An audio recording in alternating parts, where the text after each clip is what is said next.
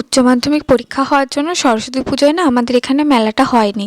তো উচ্চ মাধ্যমিক পরীক্ষা যখন পুরোপুরি শেষ হয়ে গেছিলো তারপরে মেলাটা যেরকম হয় 4 দিন ব্যাপী, তো ওই 4 দিন ব্যাপী মেলাটা হয়েছিল। মা আর আমি আমাদের পাড়ার দিদা কাকিমাদের সাথে গেছিলাম মেলা দেখতে। মেলায় গিয়ে যেটা খাবোই খাবো সেটা হচ্ছে পাঁপড় ভাজা। তো এই চালের পাঁপড় ভাজাটা খাওয়ার পরে একদমই মন ভরছিল না। পেট ভরে গেলে কি হবে, মন তো ভরে না। পাঁপড় জিনিসটা এমনই একটা জিনিস। তো মাকে আসার সময় সেটা বলেও ছিলাম যে মা মনটা ঠিক ভরল না। মা ঠিক তার পরের দিনই আমার জন্য এই রকমভাবে পাঁপড় বানিয়ে দিয়েছিল। ভাতের ফ্যান দিয়েও যে এত সুন্দর পাঁপড় হতে পারে আমি তো ভাবতেই পারিনি। তোমরাও যারা জানতে না, এটা দেখে একবার বানিয়ে ফেলো চটপট। আর কেমন হয়েছে অবশ্যই তখন কমেন্ট করে কিন্তু আমাকে জানাবে। দুর্দান্ত খেতে হয়েছিল, মনেই হয়নি এটা বাড়িতে বানানো পাঁপড় বলে।